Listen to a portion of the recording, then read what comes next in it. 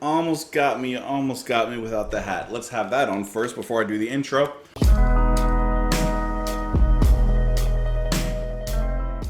What's happening, everyone? Welcome back to the channel. Hope you're having a great day, an awesome day. Let's listen to some Alice Cooper, if you don't mind. Let's go ahead and listen to this track that you guys have been raving and ranting about with an interesting title, Dead Babies. Oh, can't cut it drier than that. Released in 1971 off of the album Killer. We had last listened to Halo of Flies. Before that, we listened to Poison. So I'm continuing on my very, very minute trail of an Alice Cooper rabbit hole that we're diving on into. And this is a track that you guys had said was pretty good. So I figured let's go ahead and listen to this one. We hear that title? So I'm expecting something dark. So let's see what the band is all about with Dead Babies, Alice Cooper. Oh, let's go.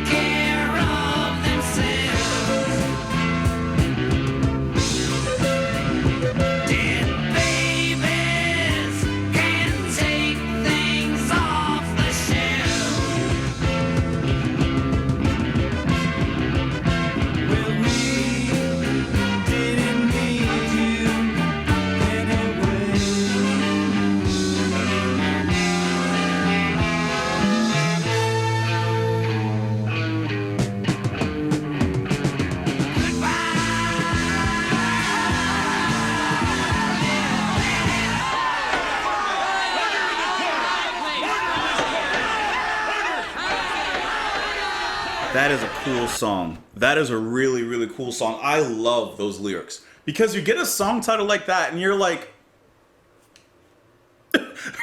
right? Like, you're like, how could you name a song like that? Like, you have an idea of what the song is about, but you don't know how they get there. It's all about the journey.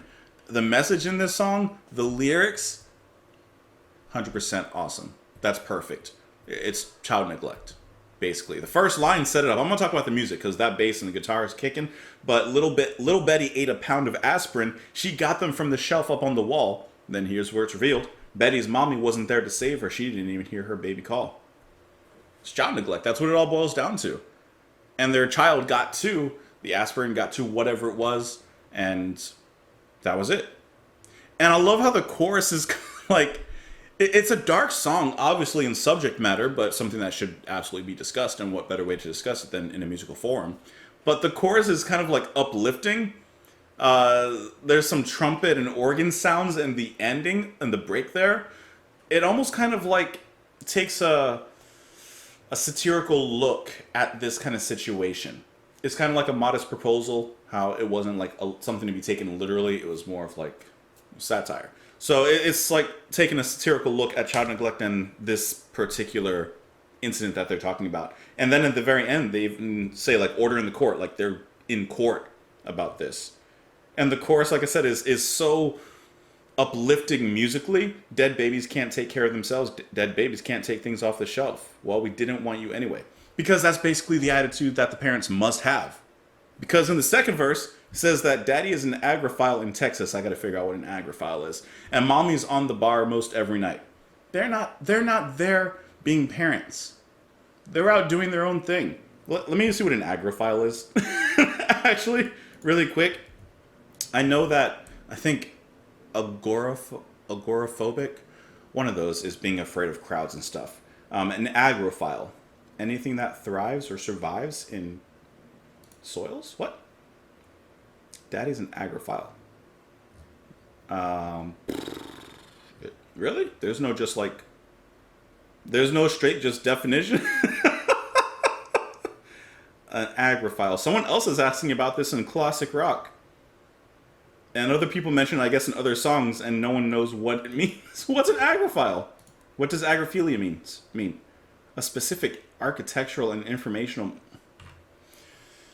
Okay, let me go back to these lyrics here. But either way, they're not there being the parents that they need to be. Like, why do they have a baby in the first place if they weren't going to take care of it properly? I mean, that's what it all boils down to. You don't even need to go that far into the lyrics. And because of, mommy being at the bar and daddy doing whatever he's doing, little Betty's sleeping in the graveyard, living there in burgundy and white. And apparently they don't care, because it looks like they're still doing it, and they've been taken to court over this. But getting back to the actual musical portion, I love how we open with that bass. It's a very gloomy, kind of grungy, early grunge bass, even the way the guitar tone comes out. And I do want to mention the production on Dead Babies as well as Halo of Flies. The production is really, really dry. I've noticed now that I've heard at least another song off of this particular album. The production is very dry. It's almost garage bandy. Like, there's not at all any of the bells and whistles that you would find in like an overproduced track or something kind of typical of the 80s. It's actually maybe a little underproduced, which I think kind of helps lend itself to this particularly grim and like empty and hollow atmosphere that the song goes for. Because all the instruments hit as well as any other band, and really superbly. But there's just that underproduction that makes it a little grimier. That makes it a little dry. Really is the word I'm getting down to. And I love the way that this guitar plays because it's like romantically grim. It's very grungy. And you had to include the baby. You didn't have to include the baby there, and yet it sets you up really nicely into this chorus.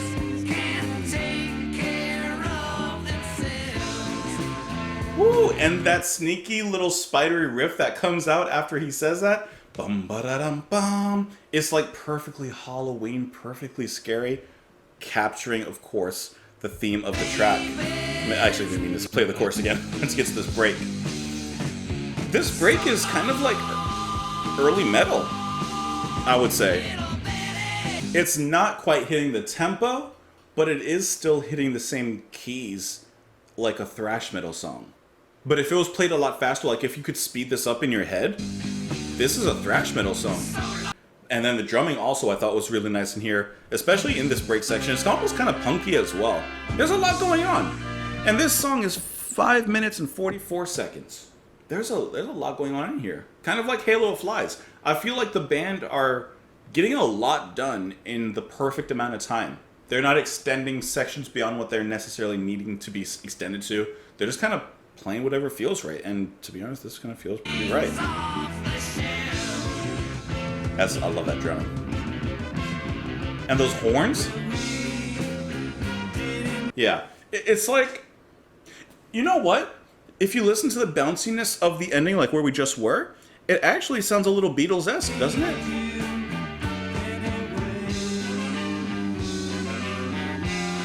Like the na-na-na, you can kind of hear that? Huh! If you kind of listen to that and cut it a different way, it sounds a little bit Beatles. Huh, it's kind of cool actually. I didn't really notice that the first time. We kind of went over a lot of the lyrics and kind of what they meant and everything like that. I do like the line in the chorus, dead babies can't take care of themselves, can't take things off the shelf. Well, we didn't love you anyway. Like, and yet, if there was a situation in which, let's just say a neighbor had noticed some neglect and said, tried to say something like, hey, I noticed your baby was here alone. I was watching them a little bit. I just kind of kept an eye on them, but I just wanted to make you aware. The parents would be like, we love our baby, we blah, blah, blah, blah, blah, blah, blah. Don't you worry about our baby. We're taking care of our baby. Are they really? I don't know. But the court case, the outro there, I love that. Hey, thank you guys so much for the recommendation. I appreciate you listening.